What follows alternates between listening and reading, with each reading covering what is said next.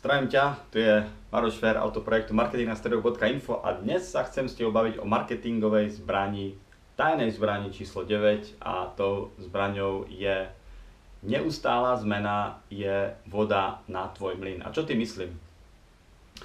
Je jedna otázka, ktorú ty skoro každý deň alebo minimálne jedenkrát za týždeň sa spýtaš niekoho v tvojom okolí, a ľudí, s ktorými sa stretávaš. A tá otázka znie, čo je nové?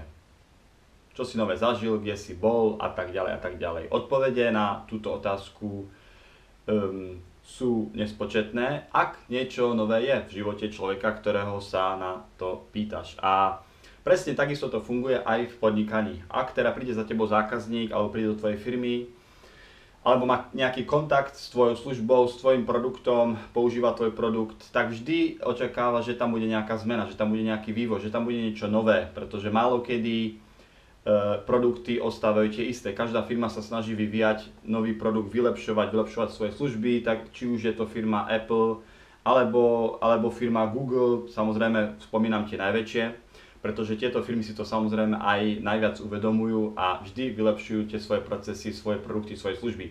A dnes sa chcem rozprávať o tom, ak si teda malý podnikateľ, stredný podnikateľ alebo predajca, tak takisto môžeš využiť túto vlastnosť, dáme tomu, kde sa budeš sám seba pýtať, čo nové môžem ponúknuť svojmu zákazníkovi, čo nové môžem ponúknuť môjmu záujemcovi. Ak mi dá túto otázku, položím mi otázku, čo je nové, čo máš nové v tvojom podnikaní, v tvojom produkte, v tvojej firme, čo sa týka tvojej služby a tak ďalej. Napísal som nejakých 5 bodov, je to v podstate nejaké vymenovanie smerov, kam sa môžeš uberať, ak teda chceš ukázať svojim záujemcom, svojim zákazníkom, že tvoja firma sa posúva ďalej a že snaží sa hľadať stále nové spôsoby, ako ponúknuť lepší produkt a lepší servis alebo lepšiu službu. A prvý bod, ktorý som napísal, získať cenu alebo ocenenie.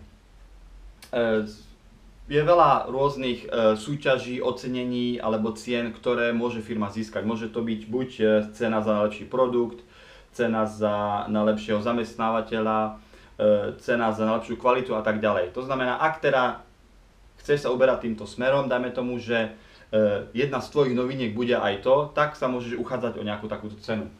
Viac o tom píšem na mojom blogu, takže klikni potom na link pod týmto videom a prečítaj si o tom viac. Druhý bod, nové služby. To znamená, ak ponúkaš nejaký produkt alebo nejakú službu, tak môžeš vymyslieť nejakú novú službu, ktorá ťa nebude stať veľa, ale v podstate bude to nejaká novinka. Dajme tomu, ak predávaš ojazdené autá, tak môžeš spolupracovať s nejakým poisťovákom, ktorý automaticky bude ponúkať aj poistenie. To znamená, niekto, kto si kúpi nové auto alebo ojazdené auto, teda ak predávaš ojazdené, tak určite bude potrebovať aj poistenie a môžeš ho spojiť s nejakým partnerom, ktorý bude podnikať s tebou a bude, dáme tomu, ponúkať toto poistenie. To je len ako príklad. Ďalšie príklady na mojom blogu.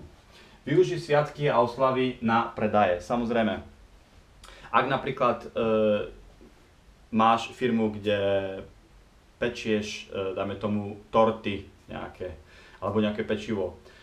Samozrejme, torty sa pečujú veľa na svadby, to znamená svadobné torty. Lenže torty môžu byť aj iné, môžu byť prvoaprílové, napríklad ako žartovné, môžu byť pre torty na prvé príjmanie, môžu byť torty narodeninové, môžu byť torty pre milencov, môžu byť torty pre udobrených, môžu byť torty prvomájové a rôzne iné. Samozrejme, je to veľmi jasný príklad, pretože práve v tomto podnikaní to vidno úplne jasno, ale takisto ty môžeš vymyslieť nejakú zaujímavú vec, nejaký zaujímavý produkt alebo službu, ktorá súvisí s nejakým sviatkom a ktorá zaujme týmto spôsobom.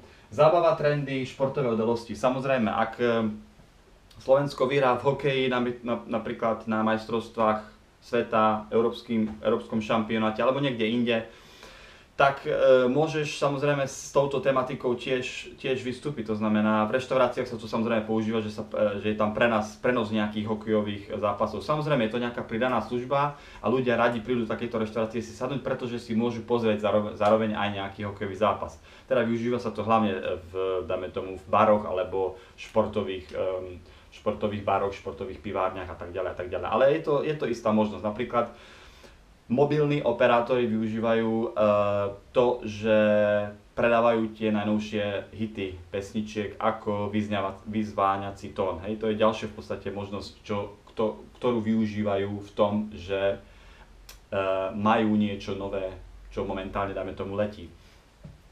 Dáme tomu, ak máš deti a chodíš s nimi občas do kina, tak najnovšie hity animovaných filmov sa tiež využívajú potom tým spôsobom, že sa predávajú hračky postavičiek, ktorí vystupujú v týchto animovaných filmoch. Sám mám dceru a každý rok kúpujeme úplne iné hračky. To znamená, zase je to len príklad tých, dáme tomu, väčších firiem, ako to využívajú. Ak si teda malá firma, menší podnikateľ, takisto to môžeš nejak využívať. Viem, že pizzeria, s ktorou spolupracujem, tiež predáva isté hračky, ktoré súvisia s momentálnym trendom.